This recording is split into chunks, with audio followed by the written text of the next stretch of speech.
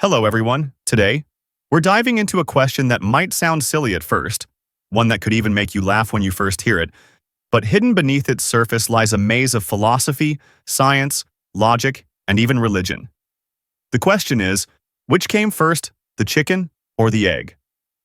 This isn't just a curiosity for kids or something you joke about over lunch. It's a question that has puzzled philosophers, scientists, and anyone searching for the nature of life itself.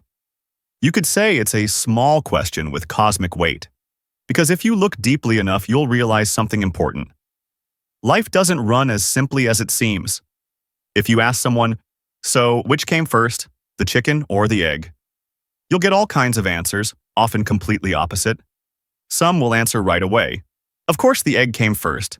The chicken hatches from an egg. Others will insist with total confidence. There's no egg without a chicken to lay it, so the chicken must have come first. But then, if you ask a simple follow-up, so where did the first chicken come from? That's when things start to get confusing. We fall into a circular loop. Chickens come from eggs. Eggs come from chickens. So, where did it all begin? This is a causal paradox, a loop where cause and effect keep pointing back at each other, so tightly tangled that we can't tell which came first. It's one of the most classic philosophical puzzles, forcing us to question the nature of time, existence, and origins. In philosophy, a paradox like this isn't just a clever wordplay. It touches on one of the core branches of thought known as ontology, the study of being. In other words, what really exists? What makes a thing itself? Can anything exist in an absolute sense? The question, which came first, the chicken or the egg, opens up deep ontological issues. Is there such a thing as a true beginning? Or is everything just part of a continuous chain of conditions with no clear starting point? And if there must be a first cause, can that cause exist independently? Throughout Western philosophy, great thinkers like Aristotle struggled with this exact dilemma. He proposed the idea of a prime mover, something that sets everything in motion, but was itself never caused by anything else. But when we try to apply that concept to chickens and eggs, things quickly get tricky. Humans are used to thinking in straight lines. This came first, then that followed. Cause and effect. It's called linear thinking, and while it helps us navigate daily life, it doesn't always fit the complexity of nature or the living universe. Let's take a closer look. The egg hatches into a chicken. The chicken lays another egg. The cycle repeats. There's no egg without a chicken and no chicken without an egg. So this isn't really a question about what came first in time. It's a question about a loop without a clear starting point. That's why in Buddhism, the Buddha often refused to answer questions about the ultimate beginning. Because, in his words, such questions don't help us end suffering. In many sutras, when disciples ask the Buddha about the origin of the world, the first being, or who created everything, he remained silent or gave an unexpected response. Living beings have no beginning. You cannot find the very first point. He used this metaphor. If someone is shot by a poisoned arrow, what matters is not who shot the arrow? What is it made of? Which direction did it come from? But rather, how do we remove the arrow and heal the wound? For the Buddha, the core issue was not solving the chicken and egg riddle, but realizing that this endless cycle, chicken, egg, is the very nature of samsara, the wheel of rebirth. If we cling to the question, which came first, we're stuck in an intellectual loop, like someone obsessing over who shot the arrow while the wound keeps bleeding. From chickens and eggs, we arrive at something bigger. Can we ever know what truly came first in this universe? Is there a true origin? Or is everything just the result of endless transformation, mutation, and accumulation? If there is no absolute beginning, then everything is born from interdependent conditions, like making a cup of tea. There's no tea without water, no water without a cup, no cup without a hand to hold it. And the chain keeps going.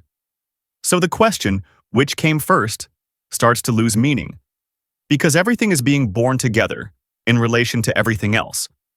This question acts like a mirror, reflecting how we think. If you're a logical thinker, you might want to trace back to a first cause. If you're guided by faith, you might say the chicken came first, created by a higher power. If you're a Christian, it might seem simple. God created all things, including the chicken. If you follow the Buddha's path, you might realize what matters is understanding the cycle of cause and effect. If you're a skeptic, you might just smile and see that every question has its limits. Which came first, the chicken or the egg? It's a brilliant example of both the power and the limits of human thought. It reminds us, not every question has a single clear answer. Not every unanswered question is meaningless. And sometimes, it's the very act of asking that leads us deeper into who we are. According to evolutionary theory, modern chickens didn't just suddenly appear. They are the result of gradual genetic changes over millions of years. There was once a bird species that closely resembled chickens. Let's call it a proto-chicken. One day, two of these proto-chickens laid an egg, and a small genetic mutation occurred inside that egg. That mutation produced what we now recognize as the first true chicken. So, from the biological perspective, the egg came first. And it's the egg that carried the change which gave birth to the species we call chicken. Philosophy asks a subtler question. What do you mean by a chicken egg? If a chicken egg is an egg laid by a chicken, then the chicken came first? But if it's an egg that contains a chicken, then the egg came first. This reveals something deeper. Language shapes how we see the world. The labels we use don't always reflect the true nature of things. And this isn't just about chickens and eggs. It applies to ideas like justice, freedom, or happiness. Each one changes depending on how we define it and how we understand it. Maybe, instead of choosing chicken or egg, we can learn to hold multiple layers of truth. Science sees it through the lens of evolution. Philosophy probes how definitions shape understanding. Buddhism invites us to step beyond before and after and see the interwoven nature of all things. The question still remains, not to be solved, but to awaken us to the way we think about life itself. By now, we've explored different explanations: evolution from science, definition from philosophy, and interdependence from Buddhism. But maybe the deeper question is, why do we care so much about this question in the first place? By now, we've explored different explanations: evolution from science, definition from philosophy, and interdependence from Buddhism. But maybe the deeper question is, why do we care so much about this question in the first place? Since the dawn of thought, we humans have always wondered, where did I come from? Does life have a purpose? When did it all begin? And will it ever end? The chicken and egg riddle is a miniature version of those larger questions. It reflects our longing to understand our origins, not just of life in general, but of ourselves. We hope that knowing what came first will help us grasp the meaning of what comes after. But maybe it's the after that matters more than the before. A chicken lays an egg. The egg hatches into a chicken. The cycle continues. No clear beginning, yet it flows perfectly.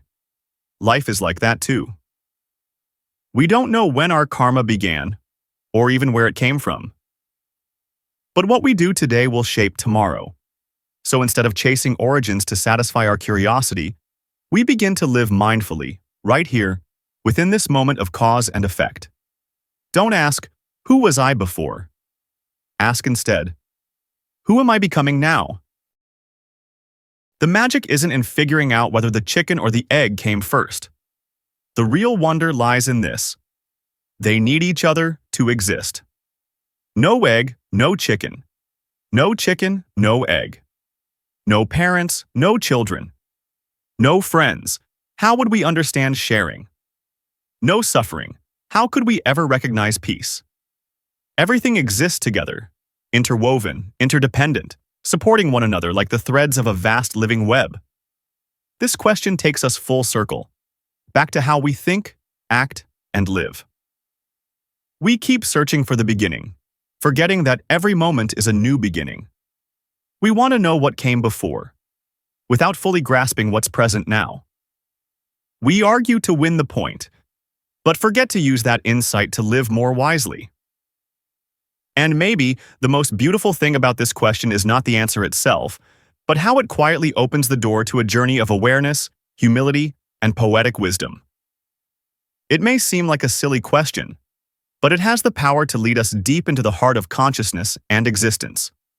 You may never know if the chicken came first, but remember, if you plant a good egg today, tomorrow, you just might hatch a chicken that sings.